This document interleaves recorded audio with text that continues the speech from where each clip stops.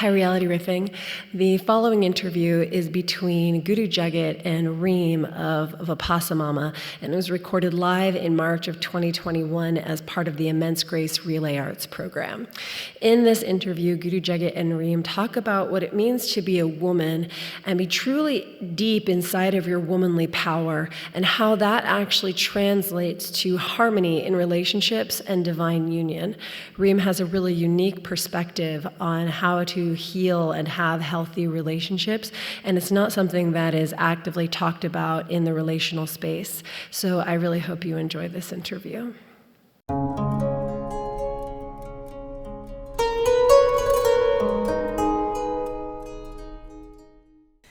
Hello, Men's Grace and Reality Riffing. I'm just wiping the celery mustache off my face so we can get going on a much anticipated sit down with Reem Habash of Vipassamama and of Divine Union as part of your brand, Reem.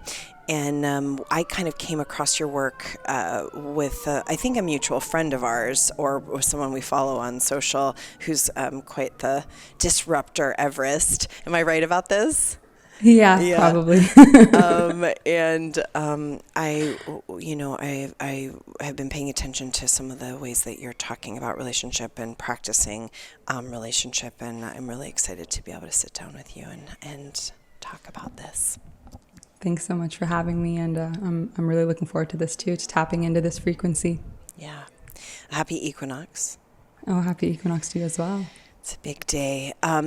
So I guess I'd love, a little bit of creation story, just in terms of what kind of started opening up, because you were saying you're an osteopath, but then this divine union, feminine, masculine transmission started opening up as well. So if you could just tell us about it.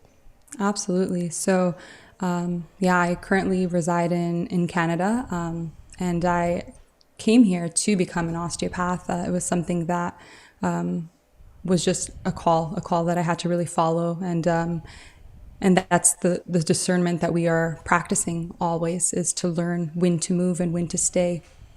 And so in the process of, building my platform and my brand, feeling the real need to teach about the energy of creation, because we are the creation of the creator, and we all have this capacity to create. And so tapping into that is a frequency and something that it's part of our birthright, truly. And so in the process of doing so, was realizing that many of us, including myself, have a lot of deprogramming and unlearning that we have to do to cultivate that frequency of the creation and to cultivate the union in our relationships.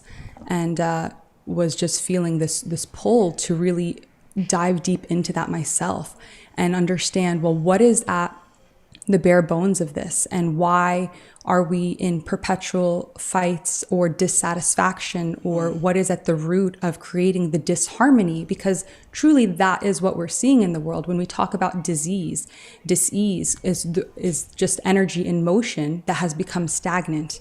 And so all of these concepts are interrelated and are happening within us internally and within us in our partnerships. And so it was just very glaringly obvious to me that this was something that needed to be addressed, because I was seeing the same problems from client to client, from relationship to relationship, and they were things that I experienced too. So, yeah. And what were they? Like, what are the through lines in your experience?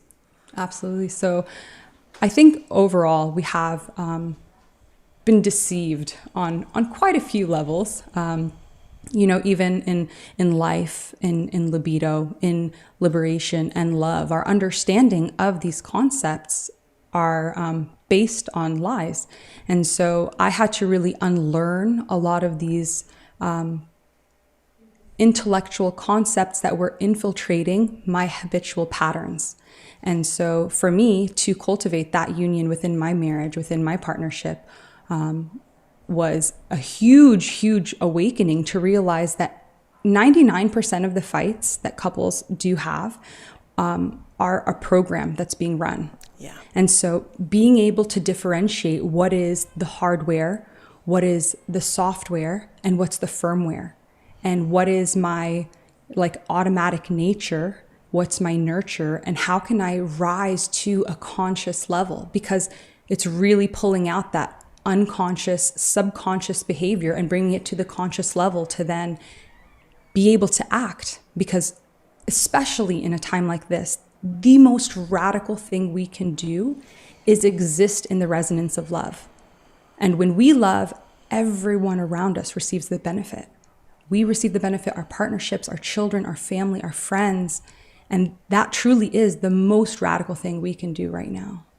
I really agree with you, and in my practice this morning, I knew that we were going to be talking about I heard these words come from you, because I feel like this is in some way to be in the resonance of love and the commitment to love in all forms. I mean, this is a protest. This is the protest song of the current moment. Absolutely. And probably every moment that has been on the planet. So, yeah. Well, ultimately, activism work leads to burnout, you know? And so as we see whatever atrocities are happening, we have to keep that grounded, centered, balanced state within us and bring that forth in every interaction. Because if we carry the alternative, then we're wondering what we're weaving in every moment. Because ultimately, you're either bringing yourself closer to your goal, your aspirations, your hope, the creation that you want to bring forth, or you're taking yourself further away. And there's really no in between. Yeah, agreed.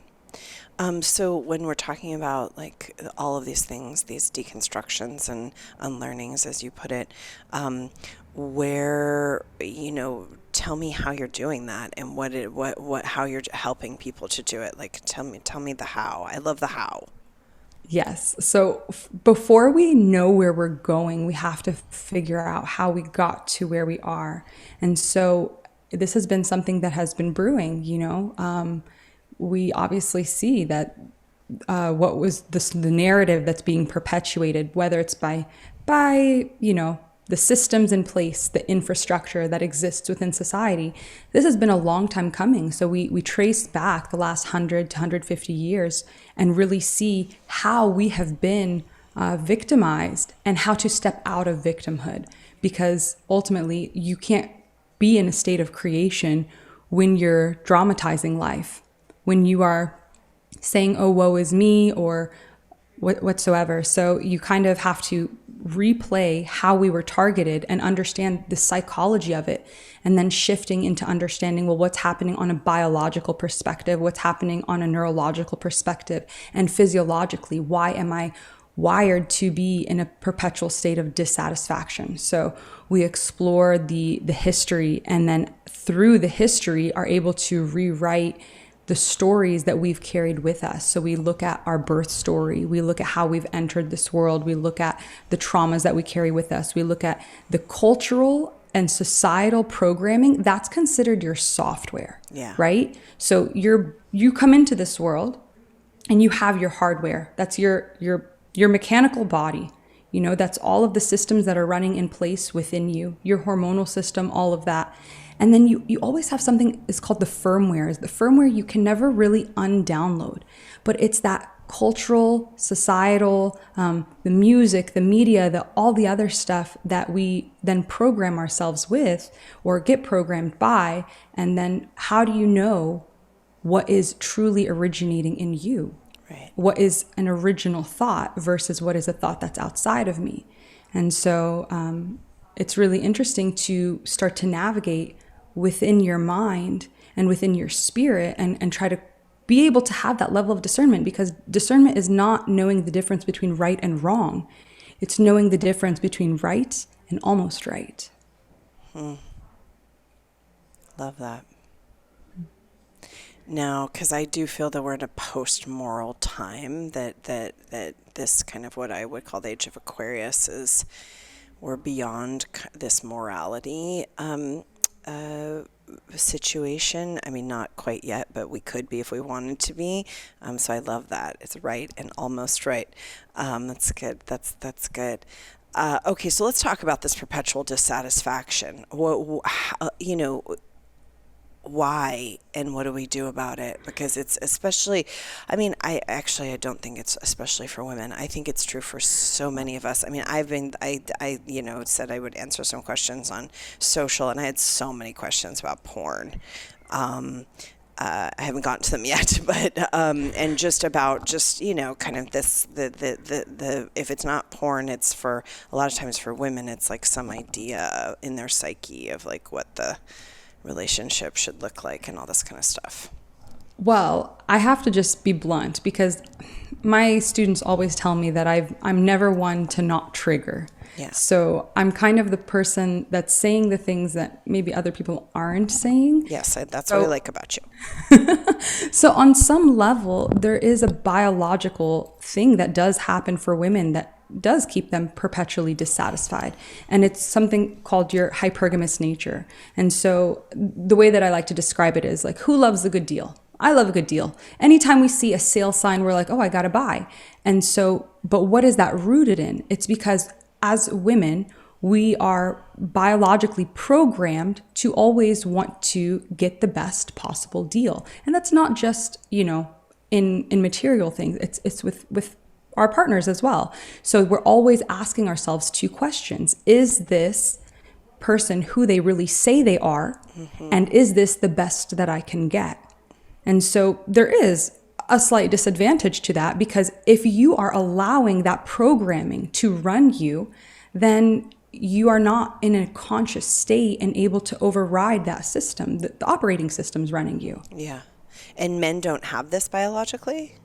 So it's a little bit different, because the way that men and women are hardwired, is from a biological standpoint slightly different. And so men may have this tendency, but usually when they're very strong within their energy field and understanding who they are and what the way that they approach life is a little bit different. The way that they look at how we've transformed over time. And a lot of these changes have come about because we've been stripped from nature. We've been stripped from natural order.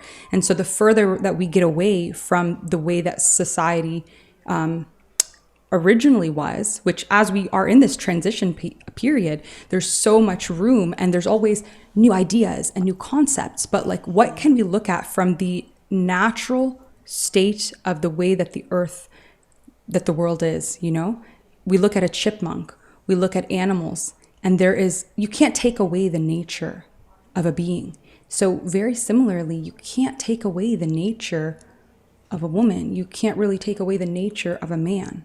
And so we have to kind of look at this and explore, well, what is under that we can then use to our advantage as our ally instead of our enemy. I agree. I mean, I think this is obviously in the conversation of gender, gender modification or non-binary or reclassification or all of which is such a huge conversation right now. It's a touchy subject, but in the yogic scriptures and science, there's so much about the difference between a female body and psyche and energetic kind of organization compared to a male, and that's biological and epigenetic and all sorts of things. So anyways, I think, and that the kind of point is that when we got into second, third wave feminism in the West, it was like everyone's just the same. But that's actually not true. Not at all. And actually, I think that those waves of feminism have actually done the opposite of what they intended to do. Yeah. And very similarly, any type of there's always going to be oppression in different circumstances. And so we have to use that discernment to say, well, where are they trying to further divide and further conquer? Yeah. Rather than cultivate union. And I think that with every type of oppression, there is an infiltration that hijacks the intention where now are getting the opposite result of what they had intended to do. And in many ways that is happening now. So Yes. So this term, what is it? Hypogogamous or something? hypergamy. Yes. Hypergamy. So, I mean, I want the women listening to this now and in the future to get this, because I think it's very easy that for a woman to think that, you know, infidelity or dissatisfaction or kind of looking at the grass is always greener on the other side is a primarily kind of male behavior. But in my experience working with women for my whole adult life, I have found that women are much more apt for infidelity and for trying to find something better, and if they're not getting what they think they want, or if they're really focused on that dissatisfaction. I mean, I've been in, you know, some of these like weekends where a woman comes with the husband and she's not into, you know, she's upset with him, he's not giving her what she wants, and then some guy at the weekend does, and I mean, she's ready, like, it doesn't matter if there's kids or what, I mean, she's ready to go home with the other guy, like, it's, and I just, when I started to see that, I was like, wow, this is kind of a lie, that we're told that it's always the, you know, the man who's home wrecking or looking for the, it's just different. I mean, you know, obviously the male psyche likes variety in sex, but not really in, you know, not as much in partnership usually. So my question for that would be, would he, I mean, yes, they do want variety because the male imperative is to like spread their seed, right? Yeah. Like that's biology. Yeah. But when we talk about that kind of a couple, like, would he actually be seeking variety if he was getting what he needed at home? And so I always like step back to full responsibility. And you know, if I'm a woman and I'm operating in my relationship, in my partnership, I always have to be the one taking responsibility for myself and what it is that I'm cultivating. And I think you're 100% right that it, like, a lot of times it is women that are kind of keeping their eye wandering, and that keeps you from being happy with what you have. Yeah. Because ultimately, you know, cultivating gratitude is a keystone into having the relationship to continue to be successful. And the one thing that I like to share is that we cannot learn unconditional love with someone who meets all of our conditions. Right. It doesn't work that way. You can't offer grace to someone who does everything right. Yeah. You know, so, and these are the practices that we're actually coming here to learn and to cultivate. I love that. I'm kind of like, I came upon a bunch of podcasts and stuff and YouTubes of these and Instagram accounts of these polyamorous like empires where I'm really in, like, I personally think polyamory is just a lot of work and I don't have the time for it. But I'm into, like, I watch some of these interviews with these people where basically the woman, the primary partner, is kind of like, I wasn't into it, and, you know, I was jealous and all this stuff. And then I realized, like, I didn't have to do the dishes tonight, or I didn't have to take care of the kids. And like, you kind of hear their like story of expansion around it. But I just think that, like, it's an interesting thing that's happening, because it's a real trend right now that the people are getting into polyamorous situations to build empires and like villages, and I think it's kind of an interest, like, it, as opposed to when I was kind of coming up in like the polyamorous, like, new age, like, you know, sex party scene in New York City. Like, nobody was doing it for that. They were just doing it for, I don't know, like kink and sex and stuff. And so I'm just curious what, you know, with all of this biology and conditioning and all this, like, what's your opinion on these iterations? I'm very tickled by it. I'm so glad you asked. And I just want to name the elephant in the room, is that everyone thinks that I'm being judged by you saying this, but truly, like, everyone's judging you always. And you are judging the people that you're going to engage with in intimacy, right? Yeah. And if they're not appealing to you, then you won't move forward with that person, for example. But this is just the reality of the scenario, is that polyamory and like, it's not sustainable for society. So what I've done is I've looked into the history. I've looked at matriarchal lines. I've looked at patriarchal societies. And what we do, there's actually a text called The Fate of Empires that people can explore actually if they want to go deeper with this subject. But what ends up happening is, like, let's say you have a situation where it's one man and multiple women. What happens is 20% of men get women, and then the remainder of men don't get any action, don't get any play. Yeah. So what happens in a society like that? You have a lot of men who feel like they don't have purpose. They don't have like a loving family to come home to. There's no desire or need to cultivate themselves in a way that would be like well for society, which is to contribute to society. Yeah. And then in the other regard, like I've watched, I think it's called the last matriarchal society is in like Tibet or somewhere. And so you watch the society where these women go on these walking marriages with men. And I'm asking my students, like, who really wins in this type of society? Is it the women that are winning? Is it the men that are winning? And what are we doing? And so the study of union is to study like firmness. And firmness is being able to plant your roots deep so you can grow tall. Yeah. Now, when you're transient and you're like flighty and you're bouncing around from partner to partner, you don't develop that skill, and it's a muscle. Yeah.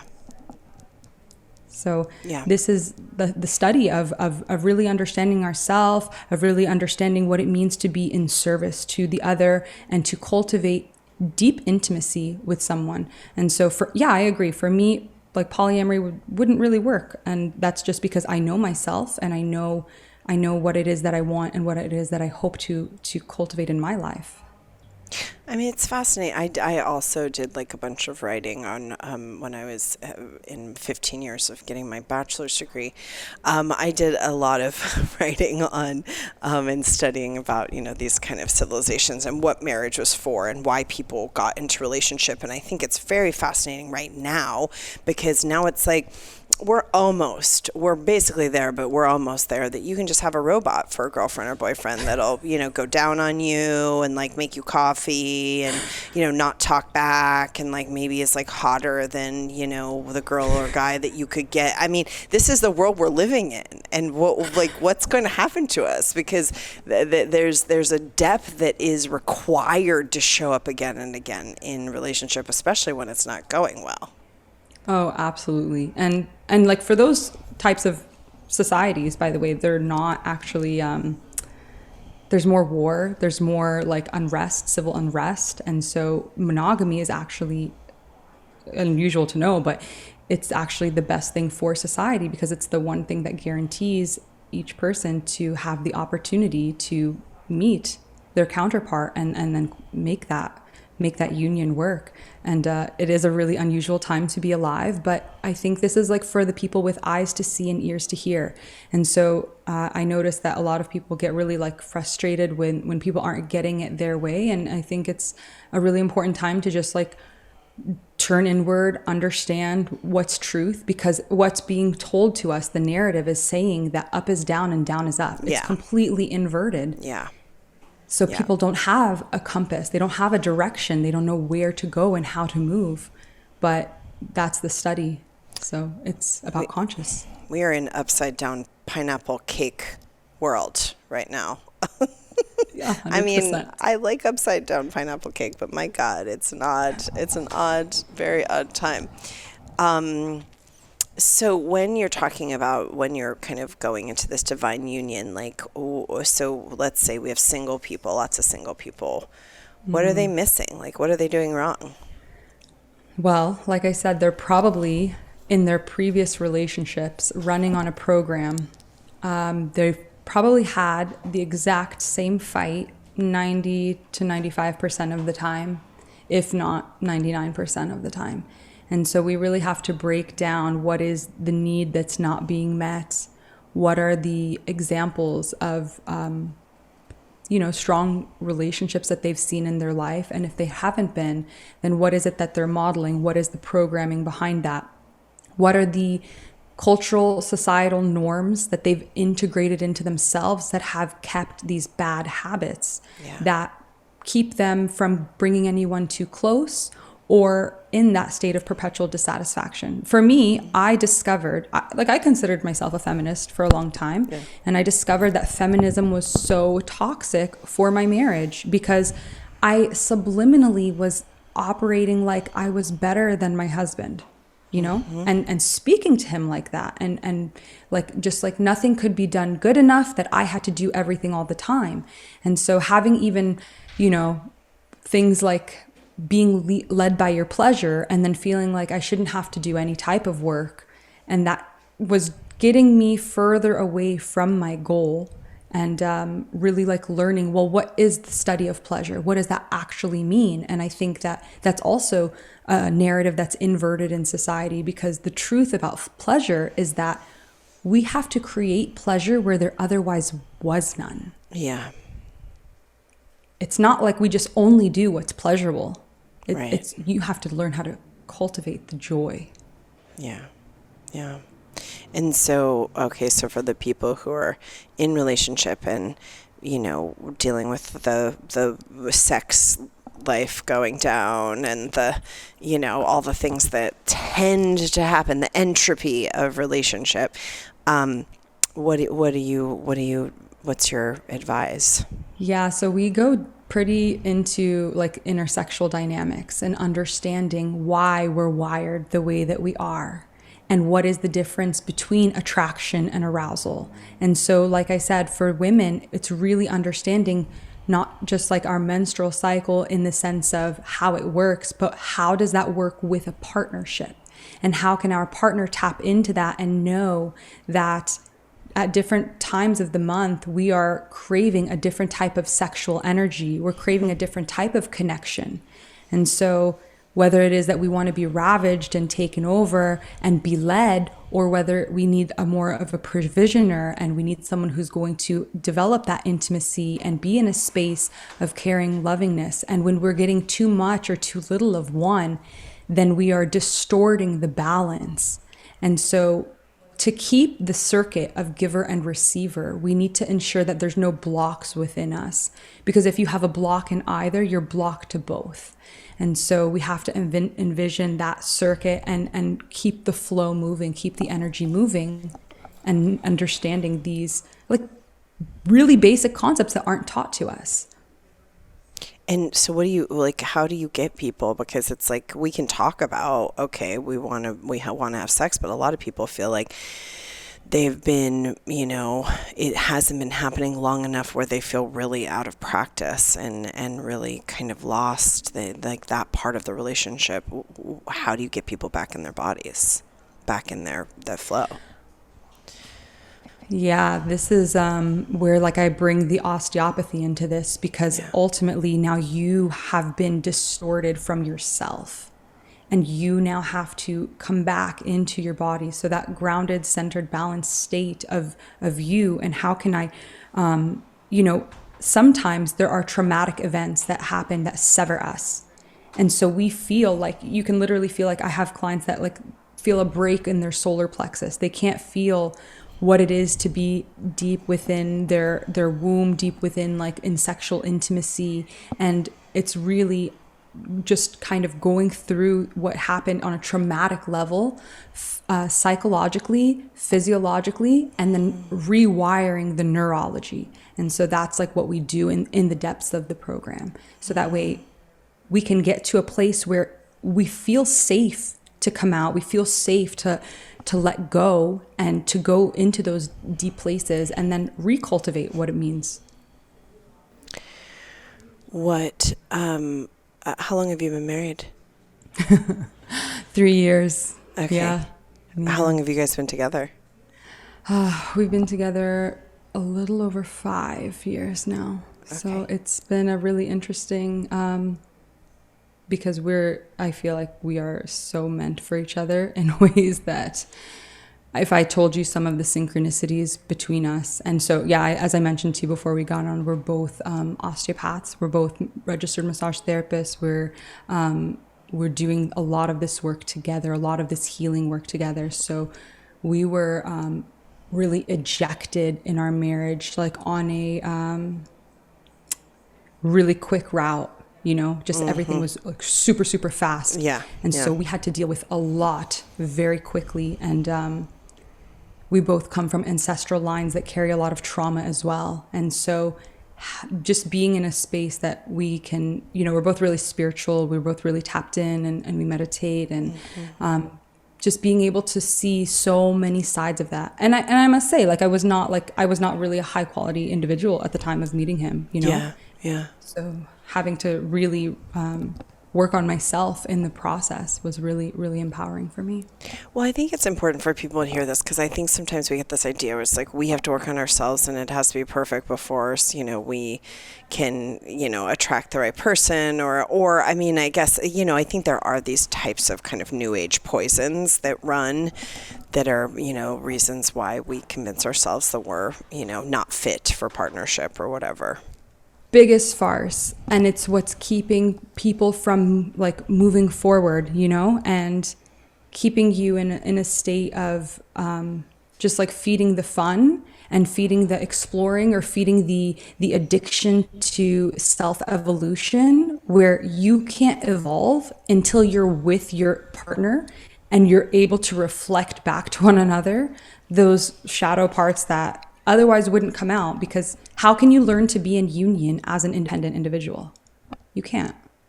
Yeah, no, you have to practice it. It's not possible. No, it isn't. Yeah. You have to practice it. I'm all about loving the one you're with. It's like everybody wants some sort of there's an idea, whether that's like somebody, you're somebody you're on your first date with, or whether you're, trying to you're swiping or whatever. It's powerful practice. Okay, I want to talk about these 7 sins and virtues and the intersexual dynamics. Can you tell us what these are?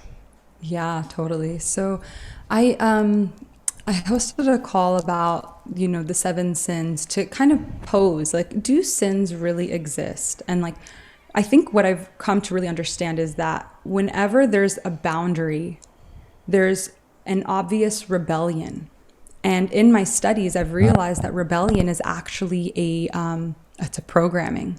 And so when is the protest, in good conscience, and when is it just to kind of create havoc and to create chaos? Yeah. And it's only when we have boundaries that the chaos can be creative energy, right? So the 7 sins was a way for us to kind of go through intersexual dynamics and understand, well, what happens to us? So we were born into the world, and I began with lust because I paralleled it to the way that we're birthed into the world. We have a lust for life, and we have a deep, deep lust for love, right? Yeah. We want more than anything to have love and to be loved. And that, to the extreme, becomes like a lustful energy, right? Yeah. And when we talk about in our evolution as women, the first, I think, cardinal sin that we would experience would be lust. Because when we start getting attention and attracting that attention, and then we start craving that. And so I think the truth always is the middle path. It's always coming back to the center and not being in overzealous or too little, right? And so that lust transitions into the greed of I want more, I want more, I want more attention. And that's most of us in our 20s. Yeah. That's what we did. Yeah. We let our hypergamy run unbridled and, take as many as you could get, whenever you could get, however you could, all of that, and the greed part becomes that gluttony, the over enjoyment, and that prevents us again from stepping into a state of union, from learning what it would mean to be, I think women and men probably too, they get so hyper focused on settling down. And they think that settling down is actually settling. Yeah. Yeah. There's a distinction. Yes, there is. Yeah. And so I think the narrative that I keep hearing is that you can wait, you can find the person that you love later in life, which is true for many people, but you're opportunities are not the same opportunities that you had when you were younger. And my personal advice to most people that I work with is that find someone that maybe doesn't meet every single check mark that you have, and learn to crush with them. Yeah. And learn to grow with them. Yep. To deepen that Yep. relationship. Yeah.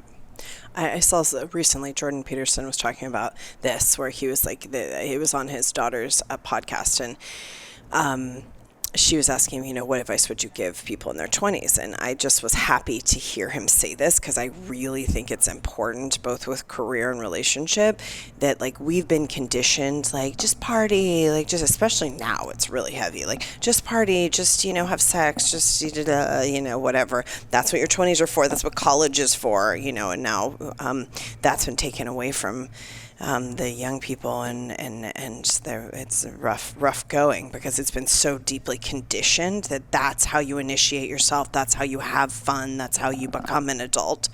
And he was saying, I really recommend as early as you can getting into a serious relationship where you actually can, root and grow and use we call in yoga, the relationship is the highest yoga. But he was saying that, and it was kind of cool that he was giving people in their 20s that advice, because I agree. Well, what they don't tell you is that like women have trouble pair bonding. The more partners that they have, they decrease their ability to pair bond with that individual in the future. So there are truths to these realities. And so, for me, I really resonated with the narrative that, men oppressed women for a long time. That's what I believed. And I think that does happen. Yes. But ultimately, I think that biology is something that we really need to understand on a deeper level. And when we understand that, we see why society was developed like this. And I saw there was an article written last year, I think someone published by Yale, saying how that this year, 2021, was going to be like the Roaring 20s. Yeah. And so that's the narrative that they're trying to push. So when you see that on like mainstream, like you have to stop and ask yourself, is this true? Or is this something that they're trying to project onto us, and then we embody that, and then we live out that narrative? Yeah. So it's just interesting. It is interesting. I think, what I've actually seen is that sitting home and dealing with whatever kind of fears and values and awakenings that had to happen in the past year, however you kind of each person individually related to that, I've actually seen that people who are single are more serious and real and straightforward about wanting to be in relationship. And it's more like on a higher value. So I'm kind of excited about that. I think that that's like a beautiful other piece of the pendulum swinging. Totally. Well, you take away the clubs, you take away the nightlife, you take away the parties, and people realize that I don't want to be alone. We're not designed to be isolated. We're not designed to be separate. Yeah. We're designed for community, for union, and I believe the future is union, and that the matriarchy needs the patriarchy, and vice versa. That we need one another to thrive and to cultivate, what it is that we want to create in the world. All parties are needed. Yeah, I agree. Let's talk a little bit about this, like pelvic redemption. I love this term. And sex, and just if there's any specific like practices either you practice or you and your partner practice, or you think is good for people to practice in terms of like reconnecting to their energy and their lower chakras and whatever, their genitals. Absolutely. Yeah. Yes. So, a lot of women, like I said, are disconnected from their pelvic area, and this is the center of our body. And this is where we house that creative energy, and to be able to tap into that source and to cultivate that energy within you, and then externalize the creation. This is where we birth our ideas from. We birth children, we birth ideas, right? And so me and my husband, we do a lot of work together physically. We use, like I said, these osteopathic techniques, and then we try to use touch with intention, is what we call it. So touch with intention, it's without having an ulterior like sexual motive, but to curiously explore. So palpation is a skill where we use our hands and we are able to engage with like the tissue of the body, and we can and look for the health of the body and understand like different information from the body, because the body's always speaking to you. Yeah. And so if you're ever feeling confused or unsure, getting really quiet and tuning in will allow you to tap into that vibration, to that frequency, and let you receive information that will just open up to you. And so much can happen if people are very sensitive in this. It can be triggering in a way, but just, you know, using the breath, not using any urgency, always going like quietly, calmly, patiently, and then allowing things to reveal themselves to you. And so, you know, we do this practice where we ask each other every day, like, what can I do for you today? And I think that's one of the most valuable things that if you're in a partnership that you can use with your partner, like, what can I do for you today? Yeah. And allowing that person to show up for you and for you to receive as well. And so we do that at the end of our intentional touch practice. So after we've kind of allowed our bodies to dialogue and engage with one another, then we can shift into a state where we're making an offering and inquiring and holding that space together. So does the intentional touch practice, like, does it get hot, or is it kind of like, when I think palpation, I'm like, I think pap smear. You know what I mean? Which I don't feel is very hot. No, I like what like, it's goalless. Like, if it does get hot, you go wherever it takes you, and if it doesn't, then it's just what it is. How does it go? Yeah, totally. I mean, like, it's always about being fluid, right? It's about being flexible with like what's happening, and that is the act of service, right? Is to be present for the person in the way that is needed and called upon for today. And what today brings isn't what tomorrow is going to offer either. So I think that it can be really exciting and you know, almost like tantric, and other times it can be just very subtle and not so hot and just so like emotional or just really present, but it calls you to bring your attention and bring your presence, and to just doing like a simple like womb holding, you know, like from your partner, that can really open up so much. It's really nice. Yeah. So.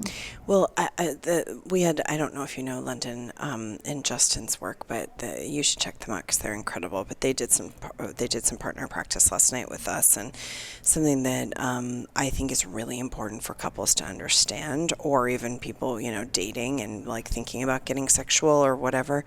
Every unconscious touch depolarizes the situation. And I think, absolutely. And that's something, you know, we're just used to like, oh, hold hands or give a peck on the kid or whatever the thing is. But every unconscious touch depolarizes the energy between two people. It's just like the magnets touching too much, you depolarize. And I think that, and then when you bring intentional touch into it, like you're talking about, then you're repolarizing. And I just think it's very important, because if we're living with each other and we have children, and I think there's a lot of just unconscious touch that kind of happens in the house, and I feel like this is it's an important little piece to keeping polarity between you and your partner. Absolutely. And like you touching on that, the polarity is integral for the union. It is so important. I cannot stress enough how much of that is necessary, and to really know what your role is in this partnership, and to, relinquish what is outside of that, because everything else is you trying to control. And that's where I see a lot of the couples having the most difficulty that I work with, is that people can't let go of their need for control. Yeah.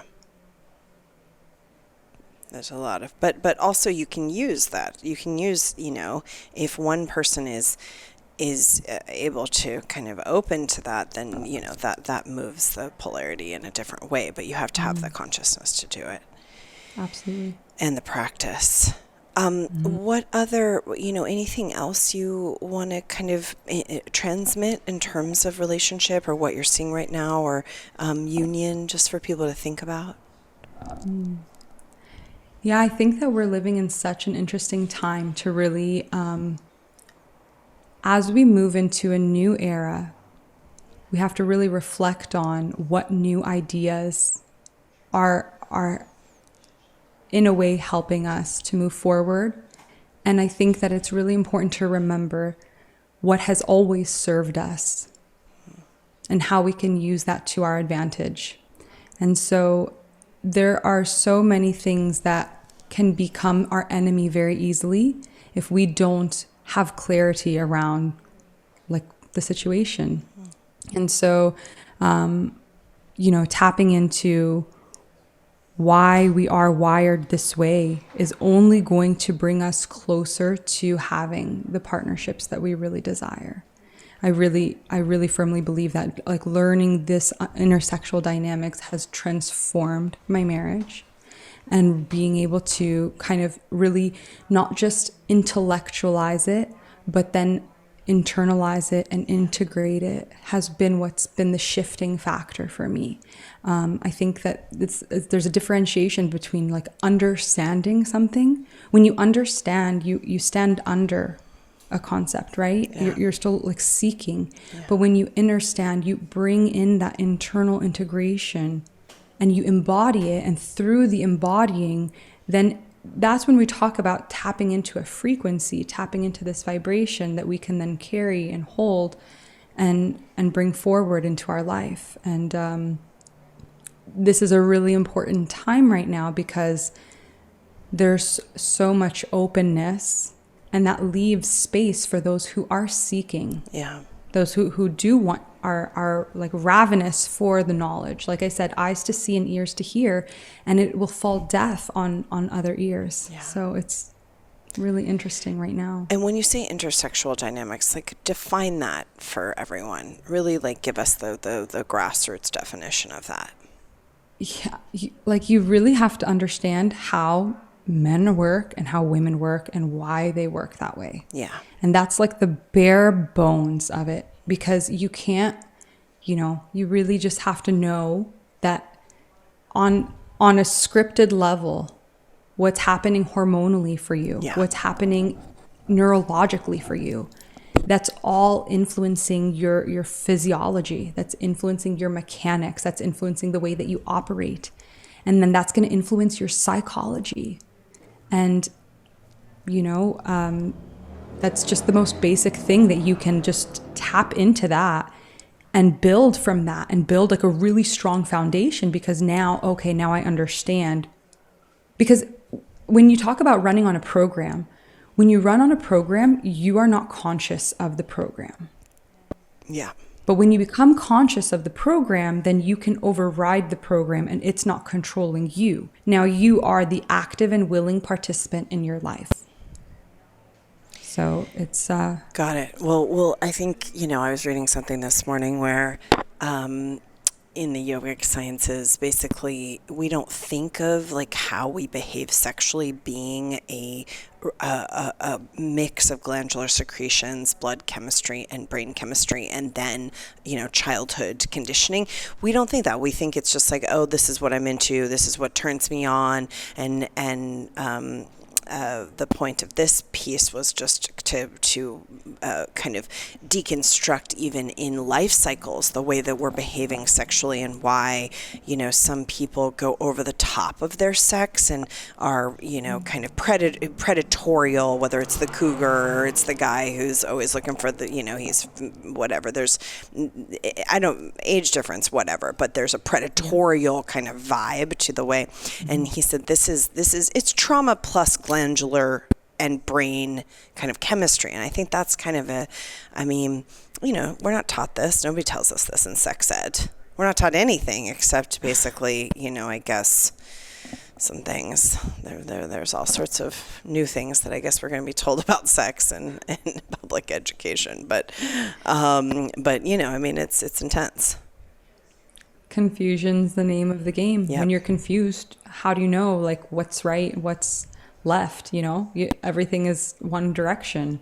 And the best thing you can do to empower yourself is to learn this stuff, because once you learn it, I'm telling you, there's proof of concept every day of my life. Yeah. I'm just it's constantly reaffirmed for me how true this is. Yeah. And I can't escape it now. And I just, the women that I work with are seeing huge transformations in their intimate relationships. So for me, that's enough to know that, we're headed in the right direction, that there is capacity for union, and that whatever it is that they want to tell you on the TV, just don't pay attention to the talking televisions, just do your work at home and cultivate love in your home, and everything will be wonderful.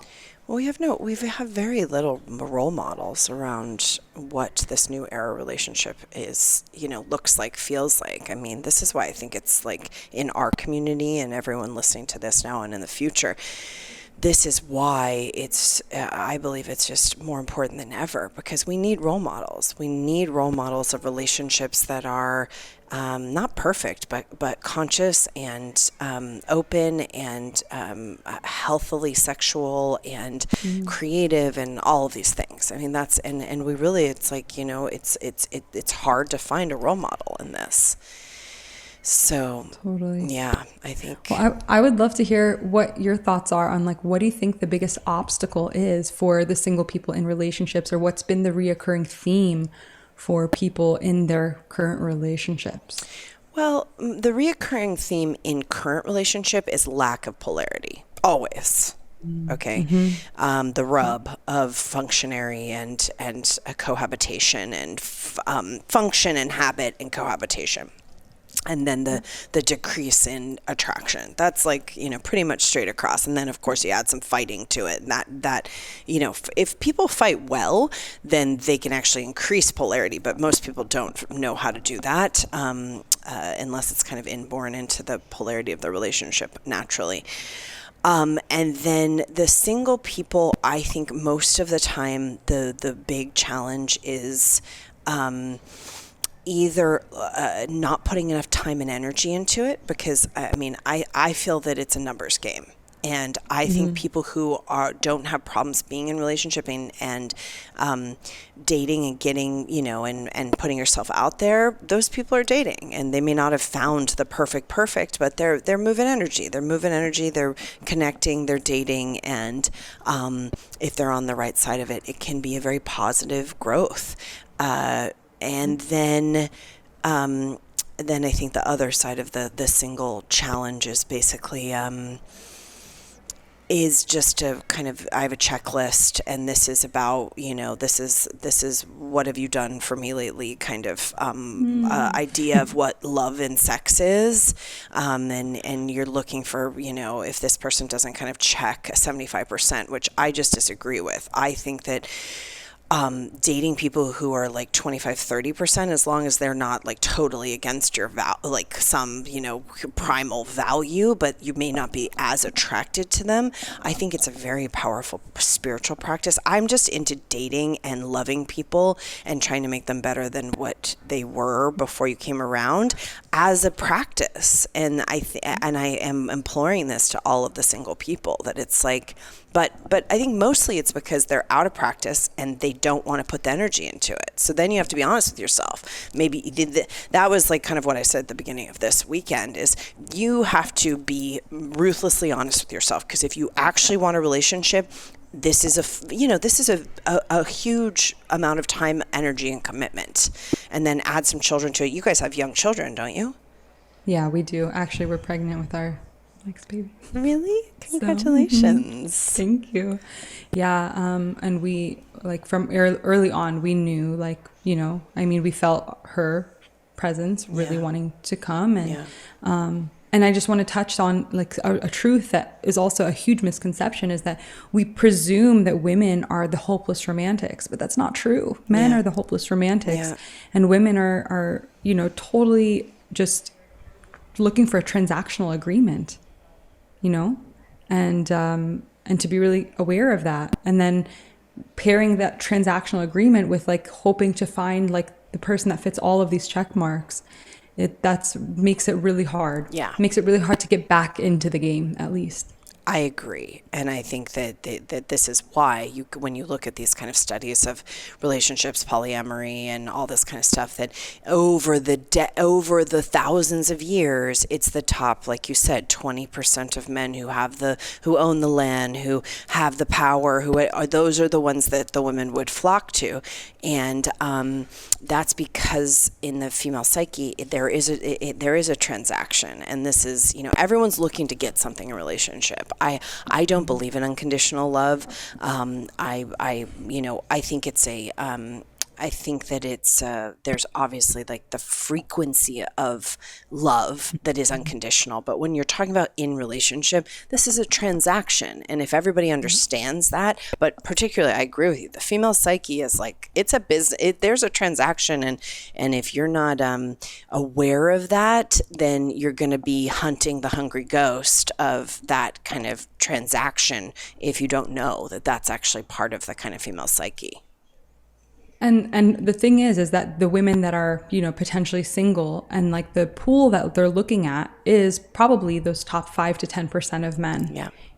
Because the reality is that women are fighting over those top guys, and understanding that sociosexual hierarchy of, like, how men orient in groups. Like, women, it's not necessarily the same. Mm-hmm. So knowing, like, that these deltas make 60 to 70% of society. These deltas are the guys that, keep society running the way that it is, but we're always concerned with that top, like, 1 to 2 to 5%. Yeah. Distracted with that. So it's a really... You can evoke, when people ask, like, where have all the good men, women, people gone? Which people, that's a big complaint, especially in the, I think, New Age world. Just like, there's a lot of women and blah, blah, blah. But you can evoke this if you know how to do it. You can evoke, you can evoke the most incredible things out of another human being. 100%. Yes. It's the way that you speak to them. Who are you speaking to? Are you speaking to a king, or are you speaking to a peasant? Yeah. It's going to draw out a different character. It is. Every time. It is. Well, it's so fun to riff with you, and really cool to just be able to hang with you and get inside your mind. And everyone can find you at Vipassamama, which we have it linked here. But any other ways that people can connect with you? Yeah, for now, just at Vipassamama. You can find me on Instagram, is probably where I'm most frequented. And we're going to be launching Divine Union again this May, as well as Pelvic Redemption. So it's a great time to join in. And this was really awesome we agree on quite a bit. So I was pleasantly surprised that always skeptical to hear how people, are feeling within the world today, because there's a lot of controversial things that do come up right now. Well put. It's a disaster out there. I don't need to agree about everything, but it is always nice to have a little resonance. Look forward to connecting with you some more, and have a wonderful day. Happy equinox to you and yours. Thank you. Congratulations on your pregnancy. Thank you. We'll talk. Take care. Take care.